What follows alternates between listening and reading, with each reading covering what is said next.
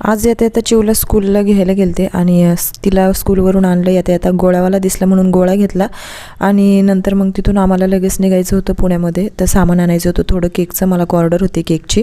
2 टायरचा cake करायचा होता. मस्त पुण्यात निघलो, छान वातावरण होतं, थंड वातावरण होतं. खूप दिवसांनी निघालो पुण्यामध्ये आणि नंतर मग तिथून पोचलो. पण पुण्यामध्ये खूप गर्दी होती तसं म्हटलं तरी, आणि संध्याकाळी आलो आणि तसंच येता येता पेट्रोल पण भरलं. रात्र झाली होती यायला आणि नंतर मग आल्यावर आम्ही तिथून दत्ताला निघालो आणि दत्तावरून आलो. पाया पडलो तिथे आणि तिथलंही वातावरण खूपच छान होतं.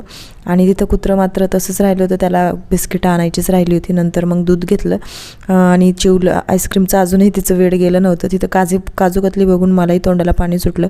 नंतर 2 लिटर दूध घेतलं आणि तिथून नंतर निघालो.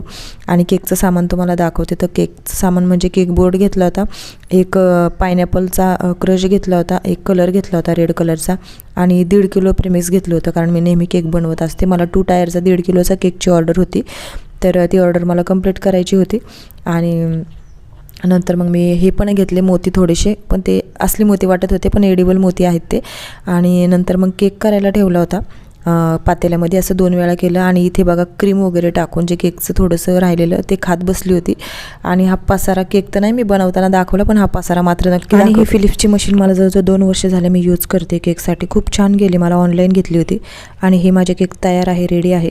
आता फक्त ते 2 टायरमध्ये व्यवस्थित ठेवायचेत आणि त्याच्यावर थोडे फ्लावर टाकायचेत, फ्लावर करायचेत. आणि हे बघा माझा केक रेडी झाला. तर कसा वाटला कमेंट करून नक्की सांगा आणि व्हिडिओ आवडला असेल तर सबस्क्राईब करा. बाय.